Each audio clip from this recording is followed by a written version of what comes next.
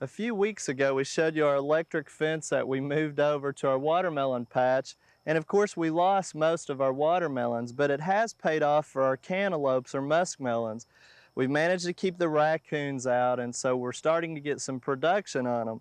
If you'll recall, about probably almost 90 days ago now, we planted 4 different varieties of cantaloupes. And we planted them in the hills or mounds, and we let the vines start spreading out, and you can tell they have really grown in together. And last year we had a problem with the wet, heavy clay soil from our irrigation causing the melons to rot where they were laying on the ground. So we laid those up on some containers, and that worked pretty good, although sometimes they were top heavy and fell off. But this year we started out trying to lay newspaper under the vines, and then the rains came and the vines got away from us, but it did help a little bit. We were able to keep some of the crabgrass out and get a pretty good little bit of stand and harvest from that area, but we weren't able to complete the task. But we also have had problems now. Last week we talked about the bacterial wilt on our cucumbers. Well, the cucumber beetles that spread the bacteria also feed on the cantaloupes. Well, they have moved over, fed on it, and we're starting to get some of the vines to decline now as well. So what that means, the later maturing varieties aren't going to mature, and some of them are starting to sunburn in a couple of our varieties. But let me show you now some of the varieties that we planted and talk to you a little bit about how they've done. The first one here is called the banana melon. Now it gets its name because of its shape, kind of similar to a banana.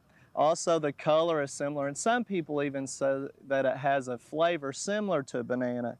This one takes about 90-95 days before it will harvest from the planting time, and I guess really it's more of a specialty or a conversation piece again, because there's some that have better flavor than this. But let me cut one open and kind of show you what it looks like. Again, it's ripe. You can tell it's ripe by the color. It actually is a green rind, and then it will turn a yellow color. Now it will not slip on the stem end like some of the cantaloupes, so you have to watch for that color change before you know it's right.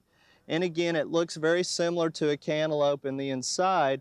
The seed cavity is not quite as large as some of them, and if you can imagine the amount of cantaloupe that this will produce as big as they are. And of course they're going to vary in size depending upon the pollination, the amount of water, fertility, and that kind of thing. It is a good flavor, but again, it's not quite as sweet as some of the other ones that we might grow. Now the next one here is called a Crenshaw melon. Now these two are really not ripe yet because they require about 105 to 110 days to mature on the vine. And they're a later variety, and these are getting sunburn, which we talked about, and you can see this is the spot that was exposed where the foliage has declined. So we're probably going to lose both of these, and that's why we went ahead and picked them to show you. Now these again do not slip on the vine, and the way that you tell these are ripe are by a little bit of a color change. They'll still have a greenish cast to them, but this blossom end will get softer when it's ripe, and also if you'll kind of pick them up and smell of them, you'll smell an awful aromatic smell, a very sweet smell on this end, and that's one way to tell when those are ripe. Now, depending upon the variety of Crenshaw melon, and again, these aren't ripe, but I just kind of want to show you, they are starting to turn, and again, it will look just like the regular cantaloupe that we're used to seeing. Some, though, will have a greenish color inside. Some will be a darker orange, and again, they're known for pretty fragrant and also flavorful variety. Now, this one is called the Israeli perfume melon. Now this is the first time it's been brought over into the United States, and it's the first time we've tried it as well. This one gets its name because it is very aromatic, very sweet, very flavorful, and it's kind of more similar to what we're used to seeing because of the rough rind. This one, when it's ready, will turn a yellowish color like this, but the stem end will actually slip off, which is one way to tell when cantaloupes or muskmelons are ripe. These again are very flavorful.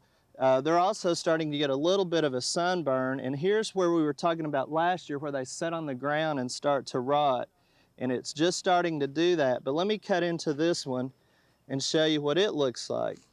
Now it's going to have this greenish color versus the yellow that we're used to. As it ripens more, it'll turn a yellower color, but it's still a pale color compared to what we traditionally think of with a cantaloupe. The other thing that you need to remember about cantaloupes and muskmelons are the fact that they don't ripen or get any sweeter once they're harvested, so you need to pick them when they're vine ripe because the sugar content decreases once they've been harvested. Now this one is another new variety. This is called Sweet Bush, and this is the row that's right behind me. And the plants are very compact. It fits in with our space-saving theme. Their vines are about 3 to 4 feet wide, and that's really all compared to 6 and 8 and 10 feet with these other varieties. It's the first time it was released this year. Sweet Bush is the name. And the description tells us that it only produces about 3 to 4 cantaloupes per vine. Well, we've gotten twice that many. We've had anywhere from 6 to 8 on each clump that we planted, and we've been really pleased with it. And of course, it's the traditional shape that we're used to. It's not as netted as much as some of the others, but again, it's a really nice melon and it's very flavorful. And you can see that's kind of what we think of more when we think about cantaloupes. Again, it's not a very big seed cavity, but it's really tasty. So this is a great one, again, for those of you who don't think you can have enough room to grow cantaloupes. It's space-saving, produces quite well, and it's very tasty. So we really are pleased with this one in our demonstration this year. Now you've probably heard me refer about cantaloupes and muskmelons, and also we've heard of Crenshaw melon, and there's also a cassava melon. And this one here is called honeydew. Now we didn't grow this one in the garden, but there's just all kinds of names, and they're used interchangeably and often very loosely. But really, what constitutes a cantaloupe from a muskmelon or that type of thing? Well, if you'll bear with me a little bit, let me try to explain it. Really, they're all in the same species. The parent name, if you will, is the cantaloupe or muskmelon, and again, those are interchangeably. Really, muskmelon is the preferred terminology. The Crenshaw melon and the honeydew and the banana melon, those types of things are really subgroups of that type of family. So they're all related, no matter what you call them, melons or honeydew or whatever, they're all going to taste pretty similar and be quite tasty. And if you've never seen a honeydew, it's very smooth. It does not slip from the stem like the cantaloupes do. So the way to tell if it's ripe is similar to the banana melon. It will turn a yellow color as it ripens. And let me cut into one and show you what it looks like. Again, it's usually more of a pale yellow, even a green color versus the golden color that we're familiar with. But again, they're quite tasty. It depends on the variety really as to the sweetness that you get. Now once that we're finished with our harvest here, we've had the bacteria problems, but really it's not going to be soil borne. So we'll either till it in or chop up the foliage and till it in or put it in our compost pile. But if you put it in your compost pile, remember to get it hot enough and turn it so you'll kill out the disease. But it'll add a lot of organic matter, and we'll make sure we till it under as soon as we're through harvesting so those cucumber beetles don't have anything else to feed on. We hope you've enjoyed this classic from the Oklahoma Gardening Vault. Remember, even though these tips and techniques are timeless, there's always something new to learn in the world of gardening.